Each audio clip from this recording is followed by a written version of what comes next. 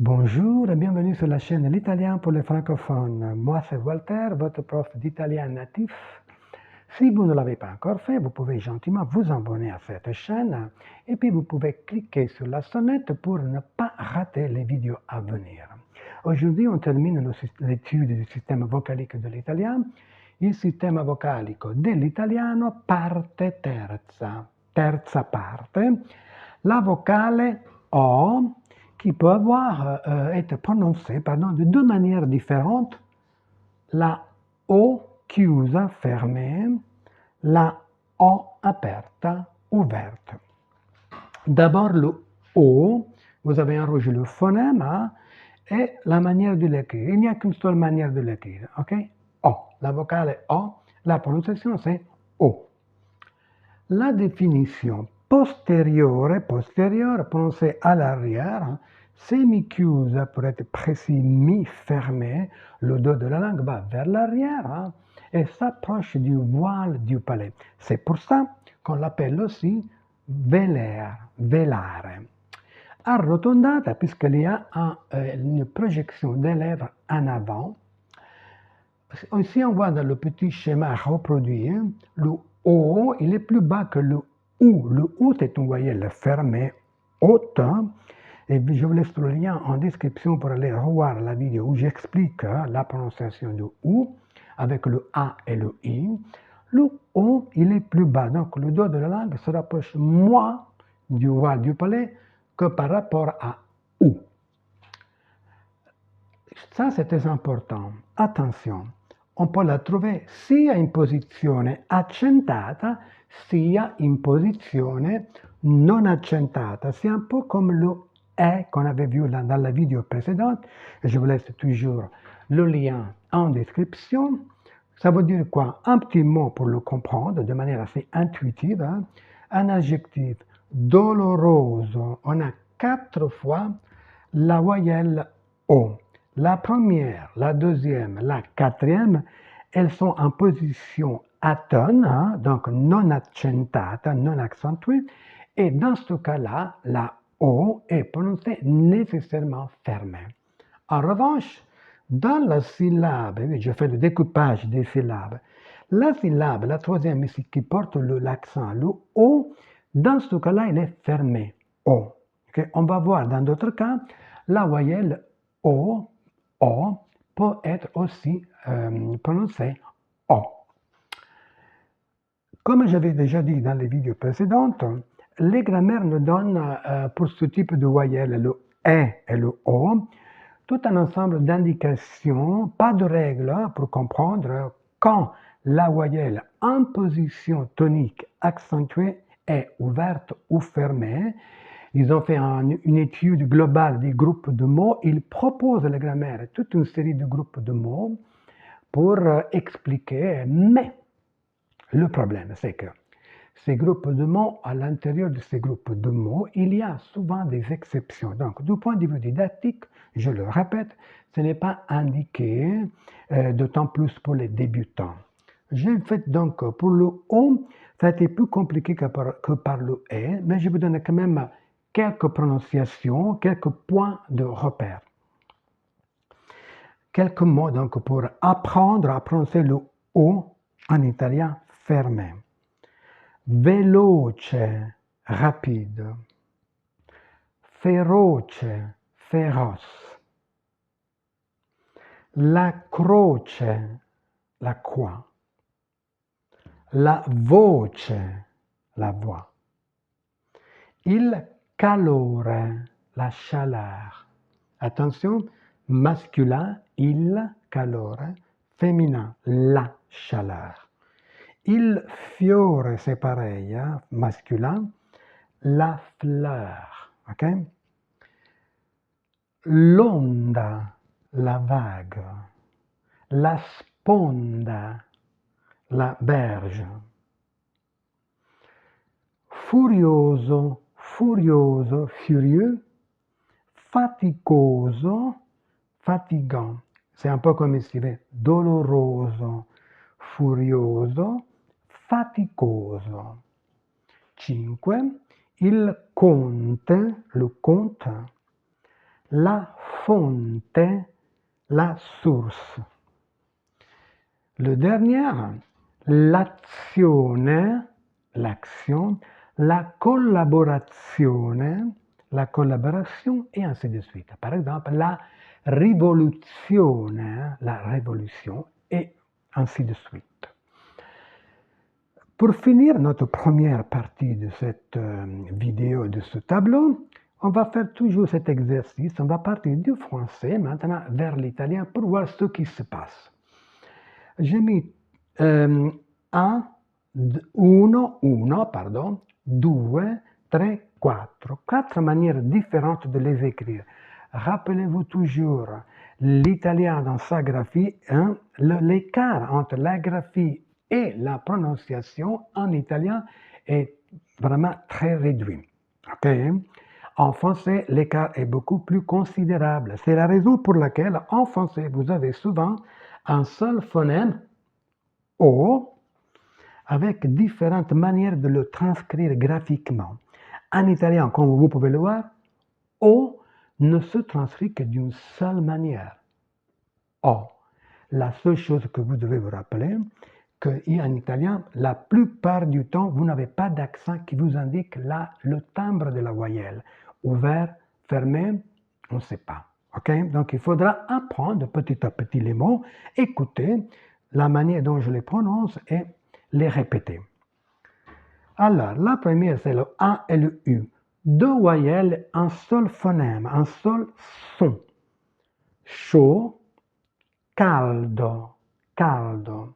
Faux, falso. Donc, on a ici le A et le L qui traduisent le AU. Autre, c'est pareil, altro. Jaune, giallo. Va bene? La couleur. Trois lettres, trois voyelles en français, et toujours un seul son, un seul phonème. Le château, il castello. On a une voyelle tout à fait différente avec toujours le L qui suit. Le jumeau, il gemello. OK? Puis le O accent grave qui n'existe pas en italien, c'est-à-dire que le O en italien ne porte jamais d'accent circonflexe. Le ruolo, il ruolo, ruolo. Là, on a deux voyelles qu'il faut prononcer. La côte, la costa, la costa. En italien, c'est ouvert, costa.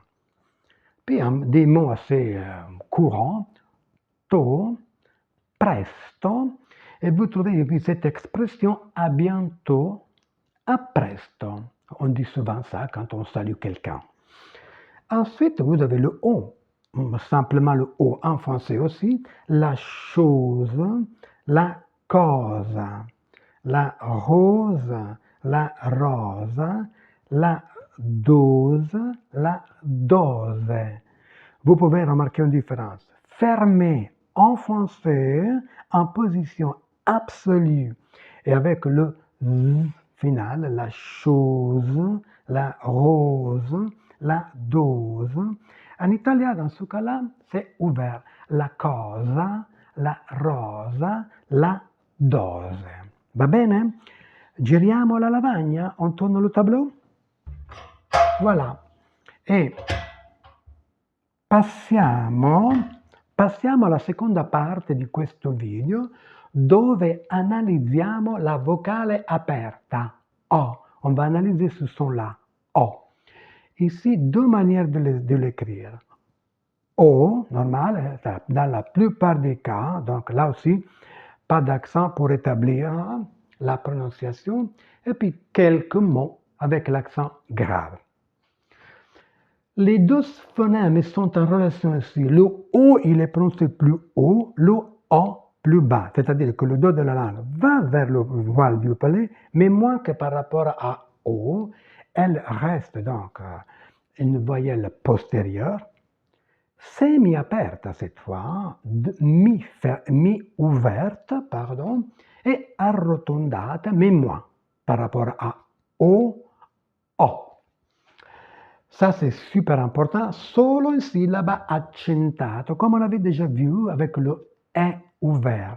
Seulement, rien qu'un syllabe accentuée. Et on va le voir. Donc, on a la graphie O, normale.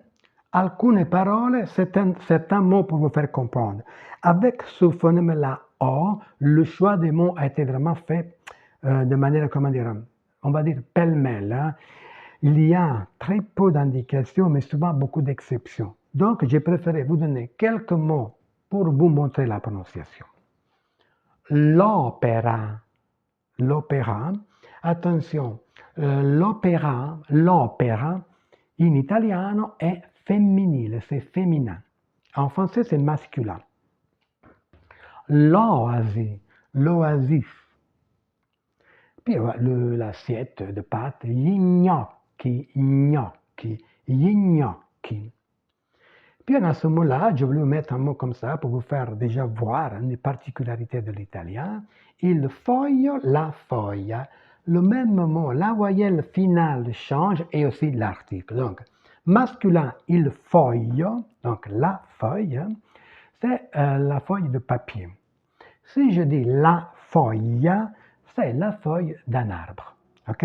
En français, un seul mot, la feuille. Buono, buono, bon. Il suono, le son. La noia, la nuit. La soia, masculin, le soja. Il bosco, le bois. Et puis, bon, un mot un peu plus savant qui vient du grec ancien, la symbiose. La symbiose, hein, c'est fermé en français. Encore quelques mots, il complice, le complice. Et puis ce mot-là, poco, très courant, qui peut aussi être écrit de cette manière avec l'apostrophe et jamais avec l'accent. On ne l'écrit jamais comme ça. Non, ça c'est une faute que les Italiens font presque tout le temps. Non, poco, la forme abrégée si vous voulez, avec l'apostrophe. Peu. Accent, donc, comme je disais tout à l'heure, avec l'accent grave, des mots rarissimi, hein? Pochissime parole. Però, très courant, mais, il falò, c'est ce qu'on appelle le feu de bois ou de joie. Et puis j'ai mis entre deux signes ici d'attention, juste pour pour anticiper. On a le O accent grave dans certaines formes verbales, hein, notamment dans le passé simple. On ne va pas les voir aujourd'hui, hein, pour ne pas alourdir notre présentation. Donc, je disais, quelques formes du passé simple, mais aussi du futur hein, simple. Hein, et ça, on le verra quand on va aborder la partie grammaticale concernant les temps verbaux. Pour finir, donc, quelques mots du français à l'italien. Le O simplement, la porta, la porte, l'éloge, l'elogio, l'accord, l'accordo, pardon, j'ai oublié le O, l'accord, l'accordo, puis on a un son différent. La forme, c'est fermé en français. En italien, non, pardon. La forme, c'est ouvert en français, pardonnez-moi. La forma, c'est fermé en italien. Donc, je répète, je me corrige. La forme, c'est ouvert en français. La forma, c'est fermé en italien. Ici, on a le même. L'idole, c'est ouvert. L'idolo, c'est fermé. Pourquoi? Comme je vous avais dit, si le O ne porte pas l'accent, il est nécessairement fermé. Et le I, ici, qui porte l'accent. Idolo, idolo. Enfin, un mot avec le AU, Paul, et en français, en italien, pardon, c'est Paolo, Paolo. Deux voyelles différentes. La dernière chose très intéressante, vous avez le U, vous dites le forum, le forum. Tous les mots qui se terminent avec le U et le M, en italien se prononcent tel quel. Il forum, forum. Par exemple, nous avons des mots comme le référendum, il référendum. Ok, donc UM final. En italien, c'est UM. Forum, référendum. Ok? Ecco, je crois qu'on a terminé pour aujourd'hui. Je vous remercie d'avoir écouté cette vidéo, de l'avoir vue. Et si vous avez aimé, vous pouvez liker. Et je répète, vous pouvez vous inscrire, vous abonner et cliquer sur la sonnette pour ne pas rater les vidéos a venire. Maintenant en italien. Io vi dico grazie per aver visto questo video, per avermi ascoltato. Se vi è piaciuto potete mettere un like, potete iscrivervi anche al canale perché mi aiuta molto e cliccare sulla campanellina per ricevere le notificazioni dei video nuovi. Ecco, vi saluto come sempre, care francofone e cari francofoni. Grazie ancora, vi do appuntamento al prossimo video, vi dico come sempre buongiorno, buona serata, buona nottata e a presto. Ciao!